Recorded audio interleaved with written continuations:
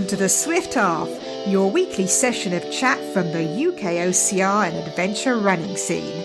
Each week, pub landlord Alan and our favourite regular Ian discuss races, runners and anything else that comes to mind. So pull up a pew, pour yourself a drink and join us for the Swift Half. You're listening to the 15th most popular podcast for those who know the M25 is London's equivalent to the Great Wall of China. Ian, my friend, welcome to another edition of the Swift Half. A couple of days after Halloween. It is a couple of days after Halloween. You know, Alan, these intros get more elaborate each and every week. By the time we get to Christmas, I'm expecting dancing girls, fireworks, laser shows, maybe some drones. We need everything. I'm building up to Christmas. This is my Christmas build-up. It's the holiday season. Well, that's a very American term, isn't it? The holiday season. But it's like the season of goodwill. We've got Halloween's just gone. We've got bonfire night, and then we've got putting your Christmas tree up. You know, and then we've got Christmas and Boxing Day, and it's the season of goodwill. You know, it's odd. Putting your Christmas tree up and Christmas are usually very close in our household, but I understand for other people they may be a bit further apart. Much further apart. I'm currently having an argument about when it goes up in my house, because I think, to make the most of Christmas, I'm thinking 6th of November. Yeah, that sounds about right for you. I presume you're only doing that because you don't want to stay up late on the 5th of November after your fireworks are finished.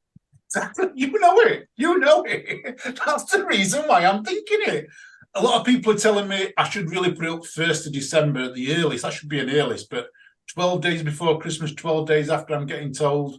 But yeah, the sooner the better. You mentioned 12 days of Christmas here, and we will move off Christmas chat in a minute. But did you know that the 12 days of Christmas actually start on the 25th? Yeah, because it's the 12 days after, isn't it? But traditionally, you put your Christmas tree up 12 days before and take it down 12 days after. But I wonder who started that 12 days before, whether they just got the song wrong. So just listen, like 12 days of Christmas, we're going to put 12 days before, that's it. Potentially.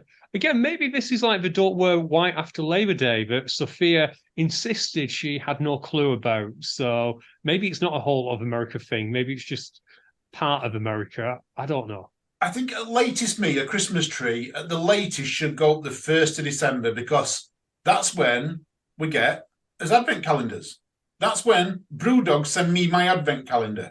Are you getting a Brewdog advent calendar again? Well, I'm asking them now here online to send me an advent calendar. Oh, dear. I could probably send you about 3 beers from the advent calendar I had 4 years ago. There's probably still in the fridge. I've had a delivery of beers today from one of our patrons. Well, this week from one of our patrons, and I'm actually drinking one tonight. I will come to that in a second, because I'm going to ask you what you're drinking as well. So, but we'll come to my delivery of beer this week. What are you drinking tonight? Well, tonight, Alan, you know I've just been to Dublin, and we're going to get onto that shortly. But I am drinking Rock Shandy from Club Soda, which we don't get over here in the UK, and it's a real shame because Club Soda is amazing. What's the difference between club soda and normal soda? Oh, Club Soda is just the name of it. Rock Shandy is orange mixed with lemonade. Iron Brew. No, that's not Iron Brew. What on earth? Iron Brew is made with girders. Oh, yeah, you're quite right. Yeah, no oranges. So it's a poor man's Iron Brew. You can't say poor man in Ireland. You can't. Stop it. Well, I'm just thinking potatoes. They don't have girders, so they also make it with potatoes and oranges. We're going to get cancelled for sure. We're absolutely going to get cancelled for sure this time. That's it. That's the end. For any people who are listening to this, who are from Ireland, Alan can be a little bit insensitive. He's from Yorkshire. We know what people are like over there, so just forgive him, okay? Yeah, sorry, people. I don't mean nothing by it. It's all done in jest. Honestly, it is. So do you want to know what I've got? Well, firstly, I want to know whether the Patreon sent you this beer or whether you got a bunch of beer which was meant to go to the Patreon and they happened to put down the wrong address. No, that would have been a good idea, but no. Do you know how I don't know if you know this, but currently Flavorly's gone into administration. Did you know Flavorly gone into administration? I don't even know who Flavorly are. So you don't know anything about beer delivers apart from Brewdog, you. So Flavorly is a online source for beers of all different countries and things like that, and they've gone into administration. You buy them in big boxes for about 60 quid for 30 cans. And Beer 52, you know Beer 52? Because at Tough Mudders and they have the little things, sign up for Beer 52. Well, Beer 52's bought all of Flavorly's stock. So Beer 52 are having a massive push at this moment in time. And one of our friends, B Wood, who goes to Tough Mudder a lot, managed to get offered one of these Beer 52 things. Basically, I don't know how much she's paid. I haven't asked, but she did say to me it was just postage. So she's had it posted to my address and then cancelled the subscription. So I've got 10 beers. And tonight, B, I am drinking Wiper and True from the October Beer Festival. I'm going to say the strength of this, Ian, and you're going to end up trying to cut the podcast short because it's 5.8%. 5.8%. No wonder you were insulting people earlier. I haven't tasted this yet either. Okay, that was just because you're from Yorkshire. Well, that's quite good. That's quite good. By the way, Ian, you brought a guest in with you tonight, and I haven't even said hello to him. No, you haven't. They've been waiting patiently for their introduction. But tonight, listener, we've got the intern. The intern's joined us. Jen, what are you drinking, Jen? Tell us what you're drinking. Well, I don't normally come on the Swift app, so I didn't realise I needed a drink. So you've not brought one with you? No. Oh, we best get a barman to go and get you one then. He's currently sat downstairs, isn't he?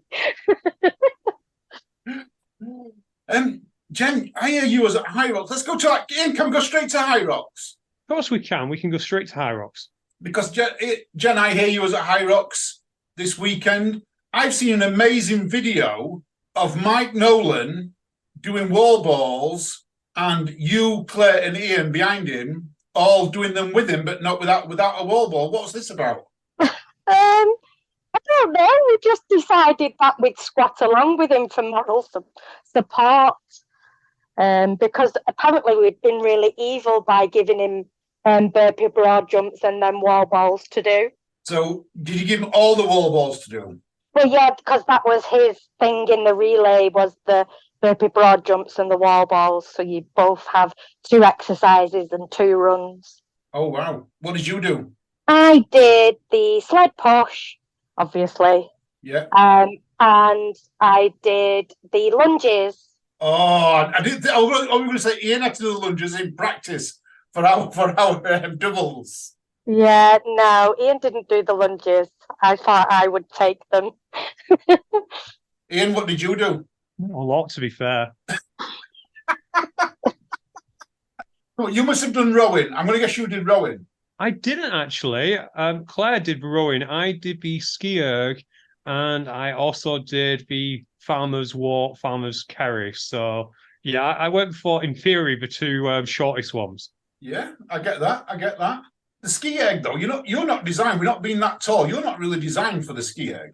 I've got tall limbs for my arms. I do have a good wingspan, so I can get it all the way up and all the way down. Oh, right. There we go then. I know what you're doing when we do our. That's fine. You just got to do the lunges. It's perfectly okay. That's the only thing I'm dreading. How was Ireland anyway? Did you chase the black stuff while you was out there? I didn't know. I did have the cider that I kept being advertised out there. What was that? What cider was it? Oh, what was it, Ian? Was it Rockshore cider? I believe it was Rockshore. I will say, Alan, I'm not sure if it was just the hotel was a bit posh, but Irish TV is so much better than our TV. If that was their free view, it is so much better than ours, because we got a mixture of our terrestrial, and then we've got Virgin 1, Virgin 2, Virgin 3. We have Simpsons. Again, it might have just been a posh hotel. I don't know, but the TV was amazing. What we did do out there, Alan, is we went and did mixed doubles. So I kind of cheated on you, Alan, with Jen.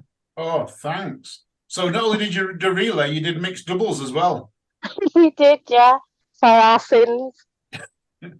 Two birds, one stone. I'd go out under two. Was it not the same day though? Yeah. Same day. Wow, Ian, is it the new Ian? Is this a fit Ian that I'm hearing now? What is this? This is taking advantage of the rules that means that your partner can do most of the work. Are you in mixed doubles most of the lunges again? Is there any chance that, like, you might be able to swap places with Ian for these lunges, just when we're doing it, Jen, just so you can do our lunges? Maybe 3 to 5, and then I take it back over. Yeah, that's it. I'm dreading it. What was Dublin like compared to the others? Oh gosh, it was busy. It was. Do you remember Manchester last year, Alan? How busy it was on the track. Did you come to a January one? I can't remember. Yes, that was the first one I came to when I videoed. No, I did January. You did January. Yes, you did. Do you remember how busy it was on the tracking places? I do, yeah. Especially when you're trying to come into the transition areas, into the rock zone. I've got to get the wording right here now. I'm not transitioning. It's rock zone in Hyrox, isn't it? Yeah. Imagine taking a little bit of the space from Manchester and putting more people in. Oh, wow. That'd be super busy then, that. A lot of spectators then. A lot of spectators, a lot of runners, which is great. It's just a little bit unfortunate the way the space worked. There wasn't that many times when there weren't people on the track, which meant getting over on the crossing was super difficult. We got lucky, me and Jen, because as you know, Hyrox do build into it these little breaks, don't they, where they don't put waves out. Yeah. So we were at the last mixed wave, and I think it was then 20 minutes before we then sent the pro women. So it kind of cleared out a little bit for me and Jen, but watching everyone else, it was a little bit busy, but everyone's got the same. It's the same race. Yeah, very much so. Was there any shocks? What, as in electric shocks? Oh, how good would that be? Wall balls with electric shocks. No, wrong way. Not as in shocks as in the results. Was there any shocks in the results, or was it as expected? Well, not really, because a lot of the names were not that. We had some really good athletes, particularly a lot of the good Irish athletes were there, but it was a brand new location. So say 80 to 90 people have never done it before, including a lot of the podium people. Tom and Dina won mixed doubles, but they didn't have it their own way. They were in a bit of a race, and their experience shone through. They might have been in a bit of a race because Tom's still recovering from an injury, but they won it. And yeah, in terms of the others, where there was experienced people, they won, if that makes any sense. Yeah, it does. Wow. Yeah, and our good friend Hyrox Sasha, she came third overall for the ladies. We'll go into results in a bit, if that's okay, Alan. Yeah, I'm good with that. Yeah. I will ask Jen, in terms of the race, what do you think of the sleds? Oh, they were horrible. Kept slipping, and I've never had that. Never had an issue with that. The carpet seemed to stretch and move, which then put me off. Because especially with the mixed doubles, it's the men's weights, which I can move usually fine, no problem. But yeah, you had to help out a bit more on that, didn't you, Ian? Is that as in when you pushed it, the carpet created a ripple? Oh, no, no, it was stretching and it was as if it was really wet, and it was just seemed to kind of stretch underfoot with pushing the sled, and it really put me off. Wasn't the talk about that at the World Champs about how hot it was at Manchester and the sweat that was coming out of people? The later you ran in the day, the stretchier the carpet became due to the sweat and the moisture. Yeah, that's probably what it was. I mean, it was extremely warm in there, especially when they decided to shut all the doors. Where we would have a nice little bit of a breeze running past every so often. Wow. But so it was completely encased then? It was there was no fresh air coming in from outside at all? No. Oh, wow. not at all. Not once they shut the doors, like emergency type doors, or where they bring stuff in and out and things. Wow. You put a note on here in about volunteers. Yeah, they unfortunately, because it was a new location, and as you know, in Hyrox, there are a fair number of volunteers. We know a lot of them because we come from the OCR scene, who will be a traveling circus, which is great when you've just got to hop in the car and drive from place to place. When you've got to fly and get a hotel, it gets a bit more expensive. So a lot of the people we'd usually see weren't there. And there wasn't yet that critical mass in Ireland to get people there. Right, I get that, yeah. Well, what I did want to ask you about, Alan, is generally we have seen this year a little bit of a drop in volunteers.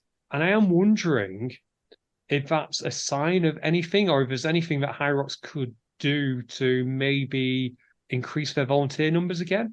I have seen a couple of comments here on one of the Facebook groups from someone. I don't know if you noticed them either, but someone had mentioned that they're going to they're getting to Hyrox, and they're getting the usual thing, but they're getting the trainers and the Puma kit and things like that. I thought it was a good deal. I thought, when we first saw it come out a few years ago, you got a free race and you got Puma trainers and a Puma t-shirt or shorts or whatever you got. Do you think people are now getting a little bit tired of its Puma trainers? Potentially, and I'm not completely sure whether you still get all that swag either. I don't know what you get at the moment. Right. I'm sure someone will contact us. What I'd noticed, Alan, is a few people would get their race card and then not actually be able to sign up to anything because the races were already sold out. I've seen that as well.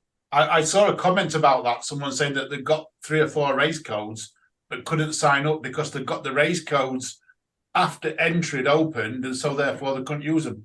That is a little bit. I think you've got to make exceptions for them people. We all know that if a race is 100% sold out, not 100% people turn up. No matter what race it is, I don't think you ever see 100% of people turn up. Even the London Marathon, which has so many people, I wouldn't surprise me if there was 2-3% dropout there.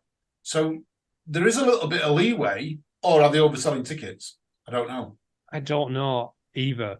But one thing that Tough Mudder has always done is it's never a sold out race to volunteers. That's what they've always done. And it shouldn't be for any event. As you know, the race that we mentioned, we do, you get an option at ours. You can either run the same day, or you can have a ticket for the following year. I prefer it when people run the same day. I think it's a lot less hassle for a race to do that. It also means that people are getting the best of both worlds. They're doing a 4-hour shift, 4-hour, 5-hour shift, and then they're actually getting a race out of it there and then. They're not having to then spend to come the following year, to a race. They're not spending twice, if that makes sense. Yeah, absolutely. Really does make sense, Alan, and it's really nice. And your volunteer waves are always cool. And we've seen Deca Spain, Jen, you probably remember this, when Deca Spain was 2 days, they would have the volunteers go off in a wave at the end of the day. Yes, they did at Madrid.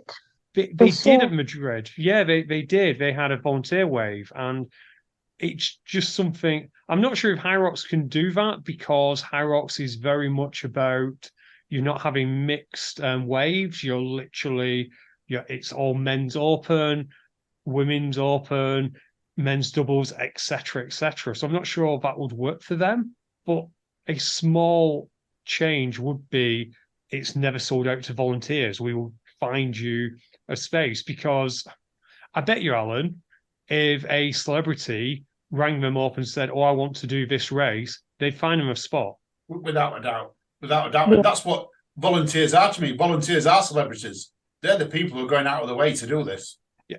And there's actually another thing. This isn't just ragging on Hyrox. This is being constructed to them. I'm not sure if we've ever talked about this on the show, but a friend of ours mentioned that they tend to do a doubles race. And over in Glasgow, they both volunteered. Yeah. And then when it came to booking Glasgow this time, they could only use one code for one doubles entry, so they had to pay. Ooh. No, that's not right. No, If you no. both volunteered. I can't remember which race used to do it this way in the OCR world, but there were one race that you would sign up to run it.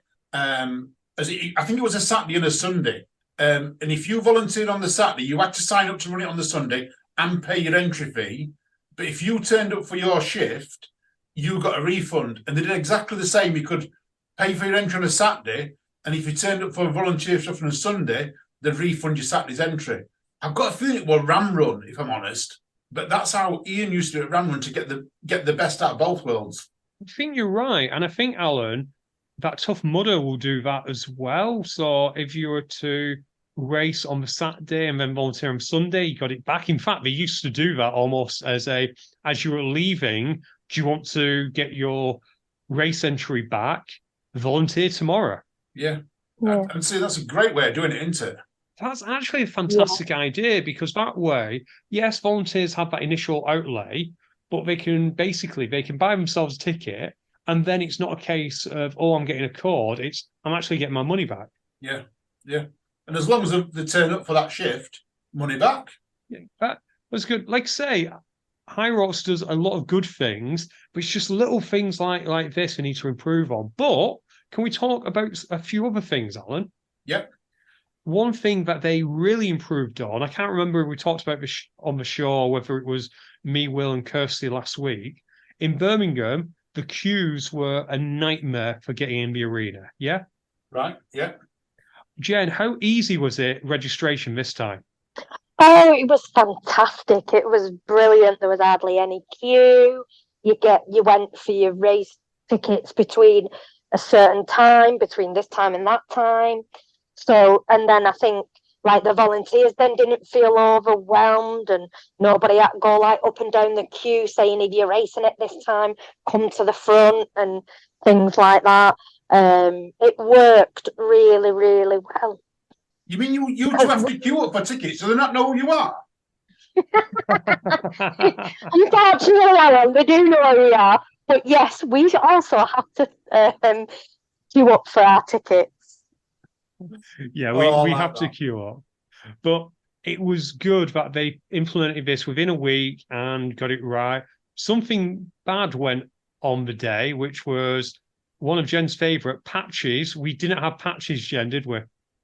Oh, no patch. Oh dear.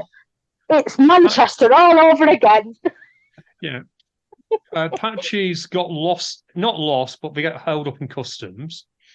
But fair play to Hyrox, on Tuesday this week, they'd already emailed everyone to say, fill out this form to make sure we can get you your patch. Oh, that's cool of them. Although I had to do it twice because we did like doubles and then mixed doubles. I couldn't choose them both, but you know. Yeah, but it's just them things, and that's why I think eventually they'll get this volunteering thing right as well. Yeah. They do tend to make changes on the run, don't they?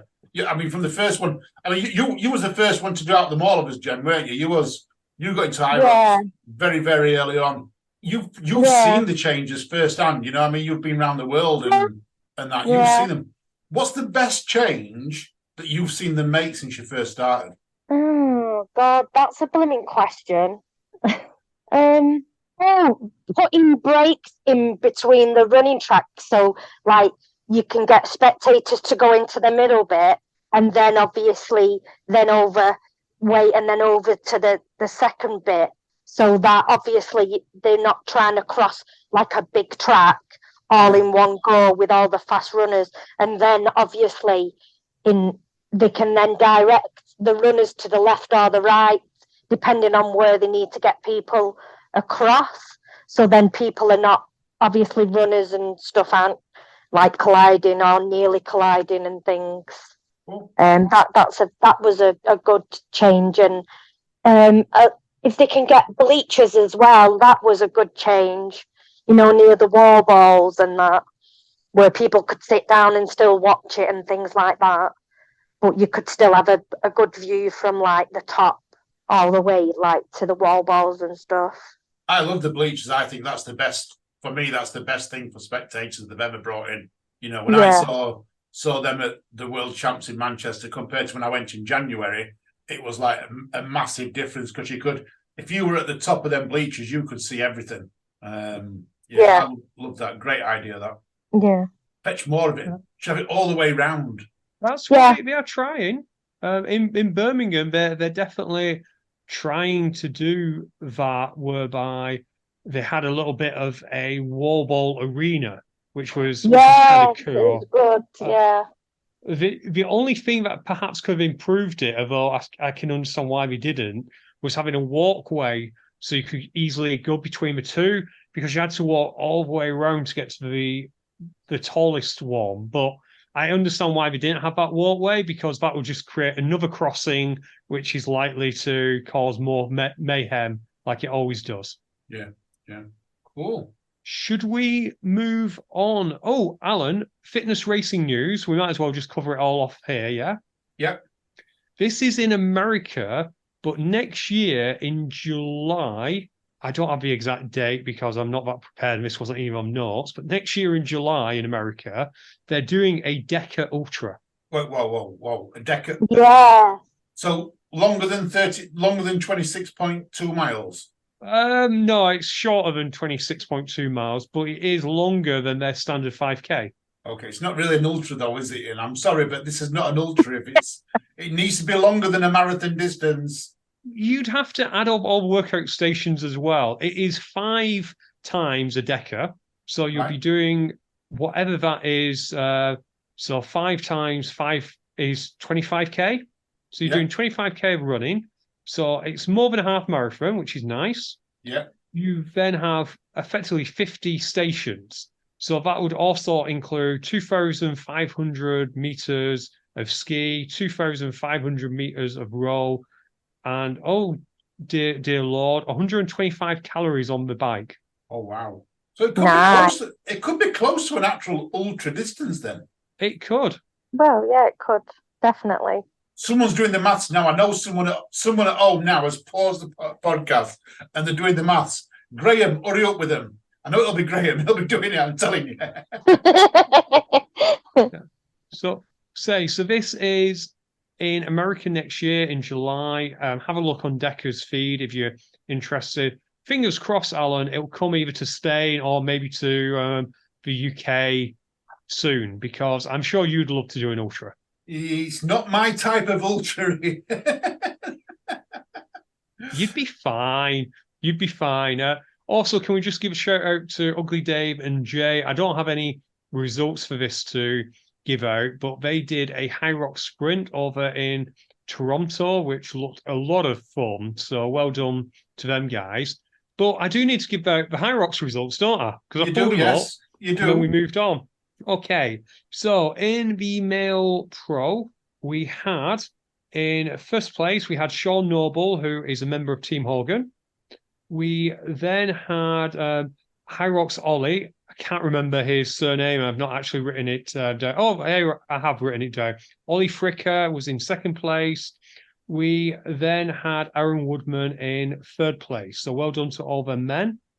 In the ladies' race, we had Kerry Hewitt from Ireland in first place. We then had Aoife O'Rourke. I probably said that wrong. It's the Irish name, your Aoife.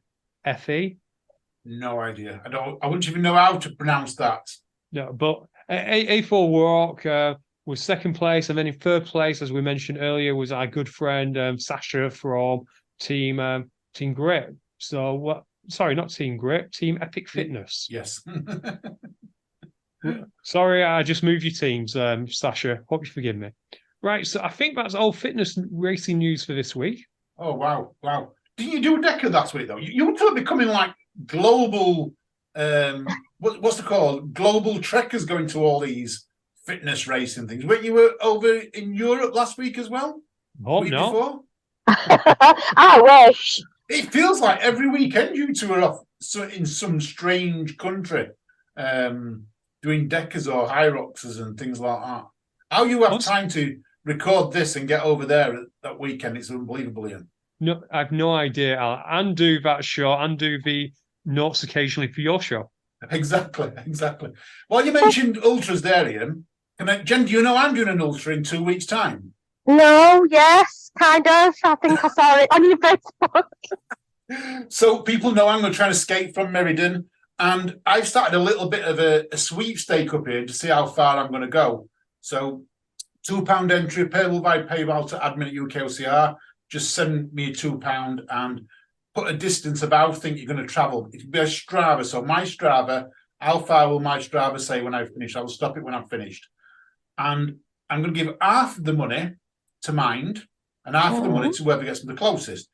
But I want to say a big thanks to Dan Titcombe today, because he said he's got a My Zone and he also wants to donate that to the winner. So not only will they get half the money, they'll also get a My Zone as well, which has been kindly donated by Dan Titcombe.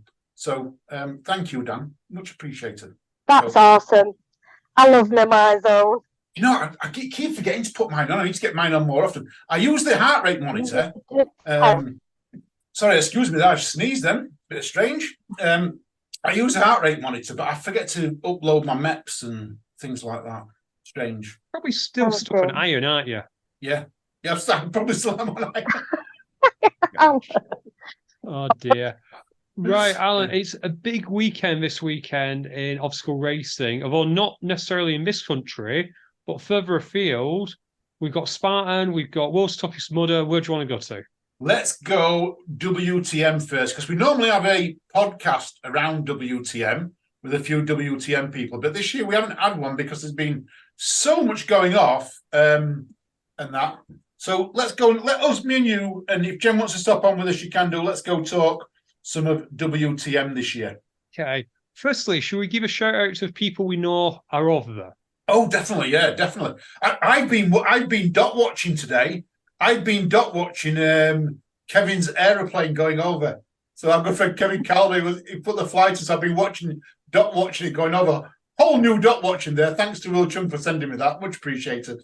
So that's Kevin, and is Martin with him? Yes, Kevin and Martin's there, yeah. And I think Finlay, Kev's son, is also there. I don't know who else was there, sorry, but yes, it might have been. There was 3 of them in the picture, I know that. Right, we'll also give a shout out to Gary Andrews, who's a friend of the show, and Leanne Simmons, who has been on the show, Alan, previously, as you know. Shout out to Richard Hazel, who'll be there. Charlie Parvin, who was the first guest when we were on our original network, as in this network. She was our first ever guest. She's there looking after everyone. Mike Mussard is the pick room for this guy called James Burton, a complete unknown. No idea. I've heard is looking to smash it though. Did I tell you the other week when he phoned me on a 50k run? I think you told me. I don't think you told the listening audience. He phoned me on a 50k run to have a chat with me, and he's like, "You were just breathing normal." I'm thinking we're about 30k into it, and you were breathing normal, just running away, just chatting away. And then he went, "Oh, I best go a bit. I best leave you and run a bit faster. Otherwise, I'm going to go over the 4-hour mark." What's that about? 50k over the 4-hour mark. I'm well over that, me, every time. So, running well, James. Well done. Good luck. Good luck, James. Also, good luck to Darren Abbott, to another friend of the show, Andrew Ryan, Andy Weir, Dave Webster, Daryl Swain, and Joanne gave out a shout out to Leanne Simmons. We already gave her a shout out, but Leanne, you can have another shout out because, well, you're a police officer and I'm scheduled to arrest me if I don't give you 2 shout outs. Charlie Boy going over again? I'm not sure. I've not seen if he has. I'm going to say good luck. It goes to everyone, so I'm going to say good luck, Charlie, because I know he'll be over there. Perfect. Yeah, he usually does. You know who I don't know if he's going there this year? Sean. Matt B. Davis. Oh, why? Well, I'm a little bit behind on podcasts, but I've not heard him say that he's explicitly going. I might have missed it, but he's never missed a WTM. So I hope he does go. But yeah, let's find out. But the week after is the first Hyrox Major, which is in Chicago. And we know Matt doesn't like doing 2 big trips in a row. So I guess we'll find out. But we should, of course, give a shout out to Sophia, the landlady. Because she's going. She'll be there. Also, our good friend Theo will be there. And I think Gary's there as well. Cool. And Quite a I few think, of our American friends going. yeah, I think Jamie and Brittany are there as well. So big shout out to those guys as well. Fantastic. But a shame if Matt don't go. And that. Because he's always there. And I like to see the footage. And especially after last year's footage. Yes, it won't be the same as last year because I don't think he was aiming to do that kind of documentary this year, but it would be an absolute shame. Oh, Hannah Carter's going to be there as well. I almost forgot to give Hannah Carter a shout out. And if she's there, David Carter should be there as well. Hopefully, he'll have his Chicago Bears blanket again, which me and Jen spoke to him for most of the night when he was just resting, just getting ready to blitz the end of the course. But speaking of course, Alan, have you seen the obstacle list? I have. I love the names, Ian. So I misread it, first of all. The first obstacle on the day, I thought this read Will Chung. I thought that had an obstacle named after Will. It's Well Clung. But it was like, you look at it and it was like Will Chung. Just a quick first initial glance. That is true. If you scroll very quickly, it does look like Will Chung. And Will's always said that because he does such a good job as an ambassador that maybe, as a laugh, he's never done this seriously, but he's jokingly said, you can keep the dry rub, just name an obstacle after me. And it's a complete joke, guys. Will doesn't have that kind of ego, but maybe that is kind of what they're going for. It would be good if they'd actually done that. That would be actually pretty cool. So, do they also have Chris Waddle there as well? Because they've got one called Waddle Waddle, so I'm thinking Chris Waddle might be there. Maybe. Can we talk about the penalty for Well Clung or Will Chung? We can, yeah. The penalty is, well, it's just the swim, won't it? Because it doesn't say a speed. It says the penalty is Morning Wood. No. Morning Wood is the penalty indeed. And should I go through it quickly? Oh, go on then. Basically, it is hold your wood, except you also have an egg in your hand. So you've got to carry a log round the course, but with a raw egg in your hand. And if the egg is broken, you must repeat the entire penalty again until you finish with an egg that's not broken. Oh, wow. But this is an obstacle in its own right as well, isn't it? No, this is just a penalty. All right, because I thought I'd seen another obstacle. Oh, yeah. All right, okay. I get that now.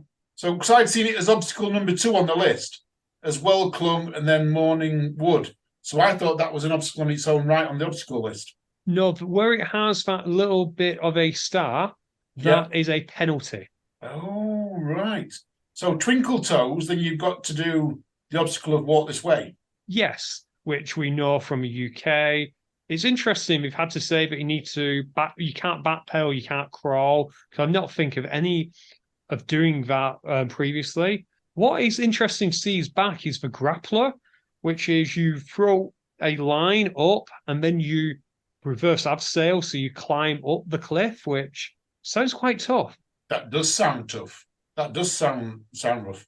And the penalty for that is the Run Forest. I was thinking Run Forest Gump. No? Is this going to be a run? I think it's just a run through a forest, but what I presume, because you're going uphill, this will be going through the forest to get uphill. But what's clever that Tough Mudder have done is they put wristbands in the forest in the exact middle of it to avoid people trying to cut through. So you have to go all the way to the middle to pick up the wristband, because if you come out the other side and you don't have a wristband, the volunteer won't let you carry on and it'll send you back through. Like it. So that's quite clever. Another one back is Operation, which you might remember from the first ever Europe's Toughest Mudder, which is big pole through an electric weight ring and you try not to shock yourself. Yeah, I looked at this one and I was thinking, the description got me because I was thinking wooden walls with electrified holes. And as soon as I read that, I thought, oh my God, you're going to jump through a hole where it's going to be electrified. No, it is just a game of Operation. It isn't fun. It does hurt. Yeah. Another penalty obstacle, which is the penalty for swinging tips, which sounds a little bit like a pegboard. Yeah. It says. Well, it says handholds of the side of a hanging structure and not any part. So it might not be a peg hold. It might just be like just a tip. In fact, it probably is because it's called swinging tips. High stakes, you've got to hammer a stake into the ground all the way past. They're going to colour the stakes all the way past so you can't see any colour. And if you break it, you have to do 10 burpees. Wow. And what's evil about this is the very last one, which says all required utensils and stakes must be returned to the original station before continuing. So not only have you got to hammer it in, you've got to pull it out. You've got to pull it out, yeah. That's and if you're then going to wiggle it to try and get it out, that's going to break it. Then you should 10 burpees. Yep. Oh, that's going to be a tough one. That's going to be a tough one, Ian. Another one is way too tough, which sounds evil. I'm just going to read this out to you. So participants will be required to fill their bucket with the posted material, so probably rocks or sand or something, to try to match the posted weight. So they'll have a weight set there. So they must fill their bucket and complete a marked loop towards the weighing station. The weight of the bucket must be within 5 pounds of the weight to be successful. If outside the required weight, you have to retry, including doing the loop. Oh, that's nasty. That's evil. That is just evil. It really is. And the obstacle it's attached to is dingleberries, which is a hand-over-hand cargo net, suspended over water. So it's not an easy one to do anyway.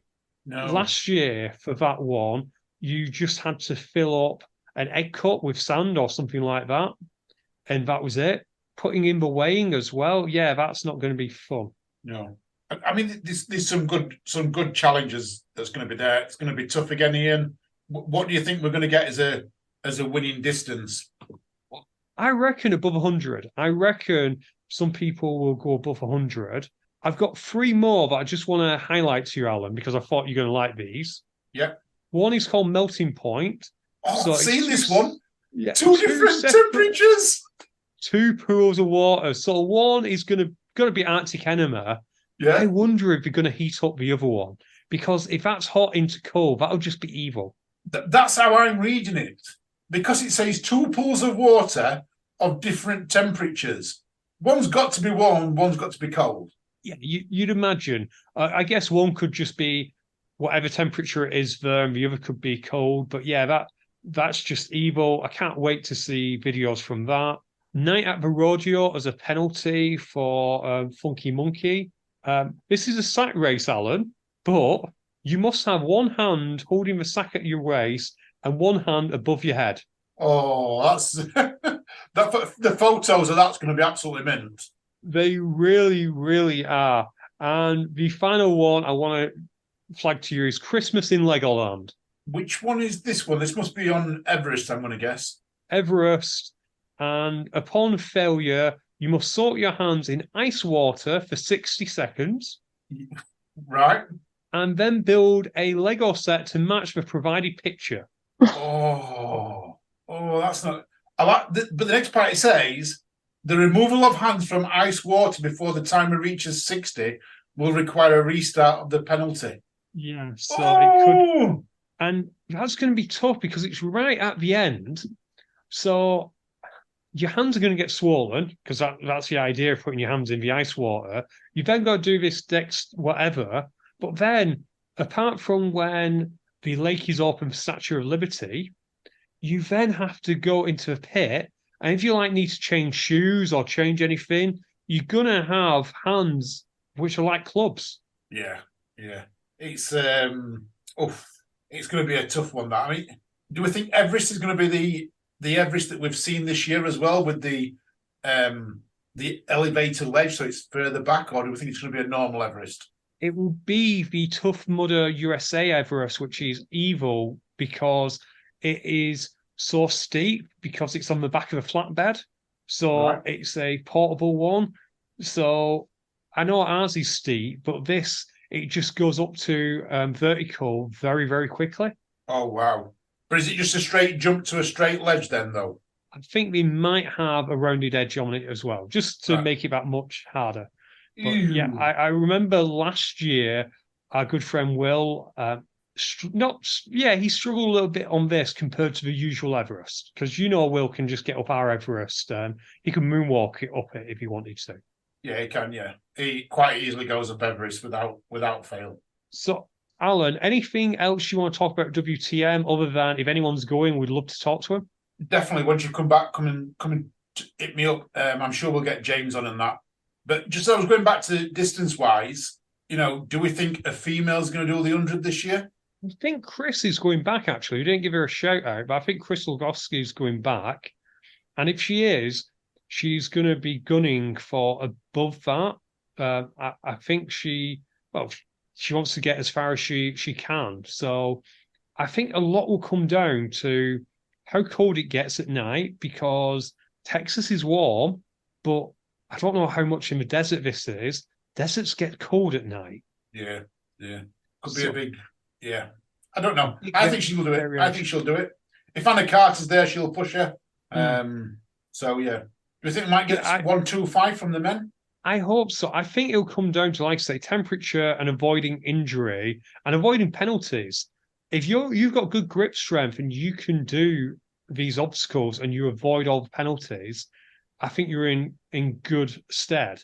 I think it's when the penalties start to add up that's going to hurt a lot of people's chances. Where do we think James is going to go? I'm not going to give a prediction because James will probably listen to this. I don't want to put any more pressure on him. And what I'll do, Alan, I'll write down now what I think James will do, and I will reveal it on next week's show, okay? Oh, that'd be cool, Ian. That'd be cool. Because you are the master of getting things right. I mean, last week, you got the winner of Barclays right. Absolutely, I got that. As we saw throughout the series, on the UKOCR series, my predictions, which for fairness, because we don't want to put any pressure on, I always announce after the race has happened. Yeah. I did quite well. You're absolutely amazing. I think you're about 99%. How you didn't get 100, I'll never know. But is I'll never know. But yeah, I will get James's timed out. I think James will do well. I think is this his first ever WTM? I do believe it is. I think his obstacle proficiency is going to get him a lot further than some ultra runners. I think you're right on there. James will do very well on the obstacles. I'm not going to tip him to win. So, James, I'll take that pressure off, or you can use it as motivation, mainly because it's very rare for a new person to win WTM. You tend to need at least 2 or 3. It happened last year with, was it DJ Hawk? DJ Hawk. Didn't Ryan do it the first year, but actually didn't win it because he wasn't in the contender status or something strange like that? Something like that. But yeah, it is very, very rare for a newbie. And to be fair, last year there wasn't a lot of old guys in there either. So it is strange for a newbie. This year, I think we do have Austin Azars there and Christopher Mendoza. So I'd say they've probably got a good shot. Again, Chris Mendoza was doing well last year until he got hurt. Over a 24-hour or 25.5-hour race, it's all about injury prevention. Yeah. Take it steady, James. Don't forget, this race is not won until that last hour, which we have found out several times. Yeah, you can't win it in the first 12 hours. You definitely can lose it. Yeah, without a doubt. Spartan, let's go Greece. Yeah, let's go Greece. Unfortunately, I'm not going to read out the obstacle list. I'm not going to give you that entertainment because it's Spartan. It'll be the same. There's going to be spears are going to be thrown, walls are going to be climbed, Hercules are going to be hoisted. It's Spartan. It is what it is. It is Spartan Greece. It's the Trifecta Championships, which the way it works is on I want to say either Friday night you run the sprint, then on Saturday you run the super, then Sunday you run the beast, or they may have combined the sprint and the super into one day. I'm not sure. But what happens generally, Alan, particularly in the elite, is you're ranked for the beast and it becomes just a straight out race. Oh, yes. So you get to run off a little bit later. You do. So effectively, the better you come, it's almost like a giant game of gladiators, but without the Scottish guy going, "You will go on my first whistle." Even though that would be hilarious when it got all the way down and it was, "You will go on my 99th whistle." And, but it does become like that. It's really interesting. Our good friend Mike Nolan will be over there, who was in our relay team, as you know. He's not stopped. He's gone from Dublin all the way to Greece after briefly stopping in Suffolk. But yeah, it's a great race. I really, really wish it would take off more because it so gets overshadowed by everything else Spartan does. Yeah, yeah. It is one of them races or one of them weekends that does get overshadowed because they've got world champions this and world championship that, and now they've got OCR, WC, and everything else. They are a little bit. What's the what was it? Danger Mouse's arch academy. We say what we're going. No, it was what we're going to do this weekend. Oh, I don't even know what it was. Go on, you're going to tell me now. You're thinking of, what's he called? Is it Thinking in the Brain or something like That's that? the Jen, one. you're still on the call. What was the most called? Oh, I don't know. Pinky in the brain. It is Pinky in the Brain, isn't it? Yeah, Pinky Yeah, in I the know, Brain. but I know, but oh God, what were the names? That's really terrible. I should know that. No, To love it was Pinky in the Brain. It absolutely was Pinky in the Brain. It's what we're doing this weekend. We're going to try to take over the world. And What we do all the time is try to take over the world. And unfortunately, what Spartan apparently try to do all the time is put on world championships and this one really gets overshadowed, and it shouldn't because it's a cool concept. Should we give some shout outs, Alan? Yes, you've got a full list of people. Well, not a full list of people going, but some of the UK athletes that are going. I do indeed. Let's give a quick shout out to those who are going. So we have Mike Nolan, who we've already shouted out. We've got Robbie Cotton, Steve Baker are going. Libby Joyce is going. We'll chat about her in a second on that. Sarah Solomon is going along with Amelia, Ian, Matt Logan, Nicola Constant Glemis, Helen Mayhew, Emily, Chris Pulley, David Kelly from OPP Warriors. Cheryl Beach is there. Wayne Grumpy King will be there to see if the swag is as epic as we keep saying. Also, we got Philip Mann, Laura Gunsman, Al Borges, Katie Joyce is going to be there with Libby, as Scruffy will be there as well, which is Jess. I always feel bad calling her Scruffy. That's what Katie calls her. I think Andrew's there as well. I'm sure he was on the plane. Laurie Curry will be there. Patrick O'Donnell, Jamie Gain, who was on the show recently, will be there. Remus Lungu will be there, and Ben Allen will be there. And I mentioned Libby a second ago, and Libby and Amelia Solomon are great racers beyond their years. Yeah, they're doing absolutely amazing, aren't they? They were meant to be doing the elite here over in Greece, but unfortunately, other countries, particularly in Europe, don't yet allow racers of their age, so under 18, to race. There's all kinds of permits that you need to have in different countries. And Katie reached out to us, and I'm happy to do this, just to say thank you to Matt Brook of the Spartan team for doing everything he possibly could to try and get Libby and Amelia into the race. Unfortunately, they can't run elite, but they can run the sprint and the super of the weekend at age group, but they can at least run it. So Matt Brook, we give constructive criticism of Spartan and Tough Mudder when it's needed, but we also give praise when it's deserved. And this is definitely a time to give you praise. So Matt, thank you for that. And as I understand it, you're also trying to, should we say, put the British way of doing things, of letting competent juniors race from 14 across Europe. So Matt, for all you're doing for the juniors, thank you. Alan, anything to add? No, just big thank you. I think Matt understands that the juniors are the next lifeblood of OCR. You know, we've got to look at different revenues to come into the sport, people from different areas, you know, big thing on adaptive athletes this moment in time and a big thing on juniors. And I think after the junior champs were down at Swanbourne last week, Spartan now got involved and they're hosting it next year. I think that they understand the need to bring the next athletes through.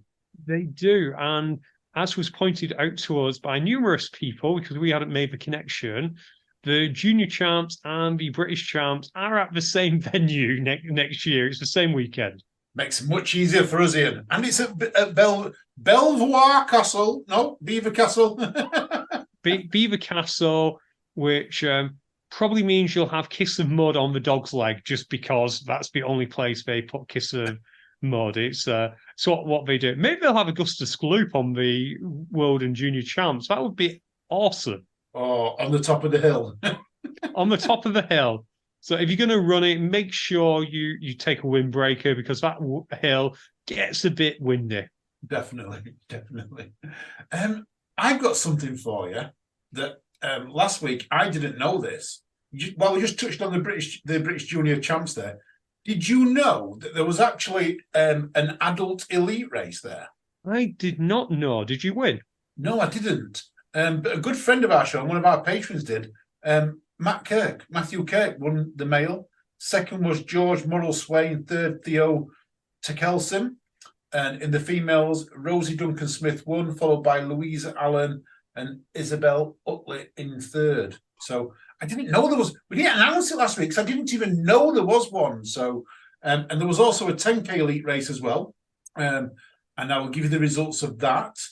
In first place for men was Ramonas Wickies. There you go, good old Ramonas. Second, Oscar Holmes, and third, David Tucker. And in the females, Karen McQuarrie took the win over Deborah Love and Diana Fryer. So well done to everyone. Although that does remind me of that old Dave Spikey sketch. Which was, I don't remember that one.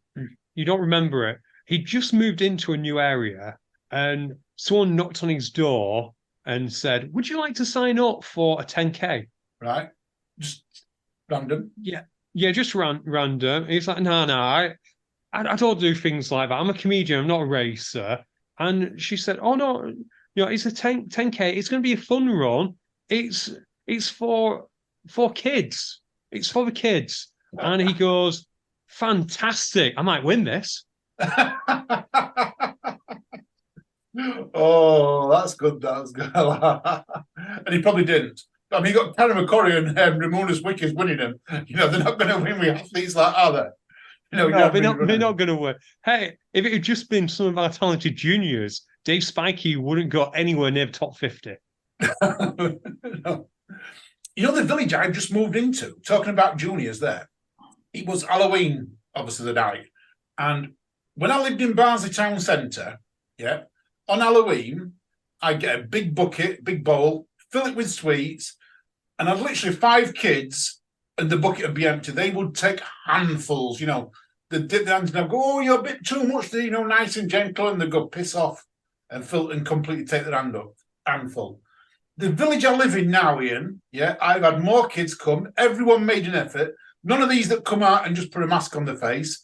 They were all dressed head to toe. One of them even had a blow-up dinosaur come, which was amazing. And they all took one sweet. I was trying to say to them, "Take 2 or 3. Oh, no, I'll only have 1, thank you." And I'm like, it's a whole different village I live in here. And it's like I'm in a new time warp. Kids have got manners. They really have. Or they just don't trust that more than one sweet from you won't be poisonous. Less chance of getting the poisoned apple, you mean? Absolutely. You know what, Alan? You got to be careful about that. Always check your kid's bag afterwards. Some sick individual tried to sneak in Man United tickets into my nephew's bag. But what a horrible, horrible person. Just kidding. I'm just kidding. We were actually home for the first time for Halloween ever. And Jen, I'm going to let you take over because we did actually make an effort and got some sweets, didn't we? And what happened the first time you opened the door? So there was about like 3 like little kids, and they all just like straight in, just took big handfuls, and the parents are going, "No, you can't do that." It was like, "It's fine, it's fine." I mean, I weren't expecting that many, and again, we didn't get that many afterwards. Only I mean, every 20 minutes I were getting a knock on the door for kids, and I were just then giving like 2 at a time. But like one of the little girls, which was quite sweet, she didn't like chocolate, I don't think. And she was like, "Oh, I don't like Twix," and put it back. And I said, "Well, do you want another lolly or sweet or something like that?" And she's like, "Oh, yes, please." So like, give her a couple more and things like that. But yeah, I know what you mean. Yeah, never let them grab any more into the thing. You just grab a couple out every time for them. Yeah. Oh, it was. I was surprised. I held the bowl out, and like I said, last year, handful, Yeah. 3 kids, all gone. This year, I'm still eating kayli. Do you call it kayli or sherbet over in the Red Rose country? Kayli. Kayli. We call it kayli as No, well. because sherbet is the like really tart lemon one up here. That's sherbet, but like the other stuff is kayli. Okay. Well, I didn't know that. I just thought it was all kayli to me, but Yeah, because the sherbet stuff, the really tart lemon up here is like really fine and powdery, whereas like kayli is like little grains of sugar. okay. Yeah, that makes sense. So I got little straws of kayli, literally like hundreds of them. So all I'm doing at the minute is I'm coming in, I'm just opening these straws up and eating kayli every two minutes at That's home. what you'll need. That's what you'll need for your ultra Alan. That's Serve them. Kayli rush. Instead of gels, I can just be Yeah. popping kayli straws. Never thought Yeah. about that. Yeah. Right. Should we get back on track and cover off last week's notes? We can, yeah. So first of all, for my notes, because I put 2 notes on there, Dry Rover brought a new jacket out. Oh, is this for Wilson again? No, this is not for Wilson this time. This is a normal casual jacket, Ian. They've expanded into, so all the casual companies, like, Next and Marks and everyone else, all these companies, have all expanded into the dry robe area, because they've all made changing rooms. Dry robe are going back the other way and doing coats. So they've made a bit of one of these insulated coats and things like that, which I think is quite good. It's the you're going to take a big business from us. We're coming to take some from you. Why not? All's fair in business, I guess. What's this for the UKOCR race series? Oh, yes, I've got breaking news. So we have signed 2 more races up to the series. So as everyone knows, we have got Tartan Warrior coming up in March up in Scotland. This week, Nuclear Races agreed to come and join us again. Absolutely great news. So Nuclear Races Challenge Cup in May. That's a Sunday in May. They are going to be part of the series. And then the British Champs, without looking at my phone, I'm going to say July, are signed back up again. So yeah, so we've got 3 races so far, in talks with still 5 more. Watch this space, is what I'm going to say. So things are happening on the season.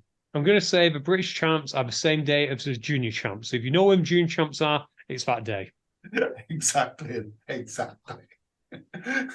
You've completely thrown me off my track now, because I was going to say something else as well then. Right. Talking about days, 2 weeks' time, the 3K course, the 3K champs. Did you know it's on Remembrance Sunday? I worked that out recently, so presumably we will still do a silence. I'm hoping so. I am hoping to go, but it has thrown a little bit of a spanner in my works, because we were going to go and celebrate Remembrance Day. So I'm not 100% certain now what my plans are going to be for the whole day. So yeah, I've got to make that. But talking of short courses, have you seen the news in the BBC this week about the women's 20K race that happened in the Pan American Games? It's a 20K obstacle race? No, this was a 20K walking race, and the world record was broken. Okay, the world record was broken by an absolutely amazing time. So the world record stood at 1:23, and the lady who won it was Peru's world champion Kimberly Garcia 1 hour in 1 hour 2 minutes. So she knocked 21 minutes off the world record. And this was 20K, which, let me get this straight. How many miles is that? 20K, what's that? 12 miles, just short of half marathon.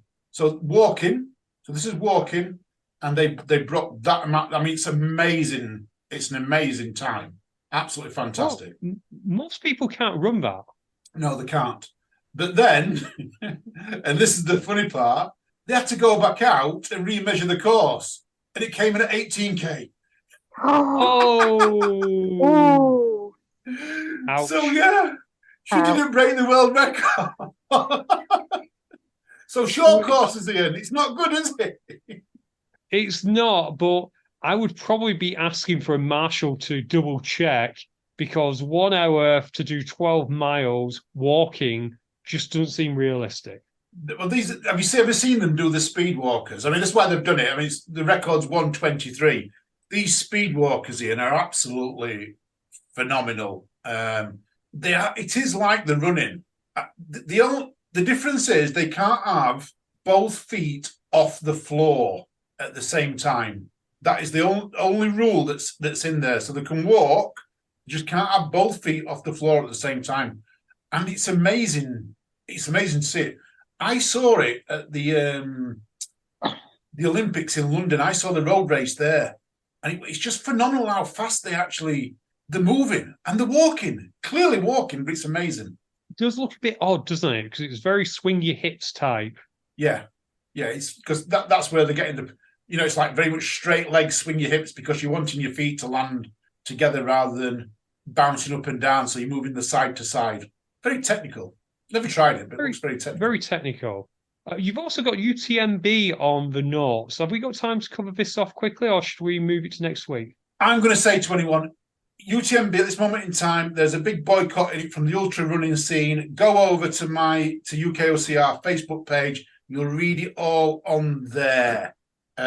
Big, massive movement in the ultra running scene at this moment in time to boycott UTMB because they have been very devious and underhanded. And in a bad way, not a funny type devious. No, in a very bad way, yeah. To quickly cover it off, they tried to purchase a well-known race called WHAM in the States, and it didn't happen. And then WHAM didn't put it on for 1 year because of COVID. And then when they're going to put it back on, all of a sudden, Vale community won't let them put it back on, but they've given the exactly same dates to UTMB to put one of their races on. Oh, that's just, that's wrong. Yeah, it's very wrong. And all the ultra running community is in uproar over it. There's a massive thing to boycott UTMB now. He won't get boycotted because there's too much money involved in it. But like I say, go over, read it, and you'll understand what's happening. And tell you what, should we try and organise a reverse boycott, but not of UTMB, but reverse boycott of this show? Encourage everyone to listen to this show to show that you do not agree with what UTMB is doing. Exactly. There we go. Boycott the show. And before we go, no, don't boycott the show. Reverse boycott. No boycott. That's what I'm trying to say. Reverse boycotting it. I'm saying boycott it so they don't reverse boycott it. Before we go, big shout out to Wendy Brothers here, because we are huge steps further to hosting the awards in March next year. Big shout out to Wendy. I'll have to tell you this off air. Can't tell the whole world, but we are massive steps forward to it being hosted in March next year, with a race in the day and an evening of fun and entertainment with me and you. Fun and entertainment. You might need to get your expectations on both the fun and the entertainment to the correct level, but it'll be an evening. We can guarantee you it's an evening. It's good food. Yeah, we can guarantee evening and food. That's what we can guarantee. Right. So should we wrap this up? I think we should, yes. And Jen's still here, so she can get involved as well. So I'll start it off. So it is a goodbye from me. Goodbye from me. And listeners, thank you very much for listening. It's a pleasure once again to be trying to entertain you. And I do say trying Please follow us on social media. I'm going a bit further than I normally do here. Please give us a like on our podcast and leave a review and join our Patreons. Thanks for listening. You take care. You stay safe. See you all soon. Bye.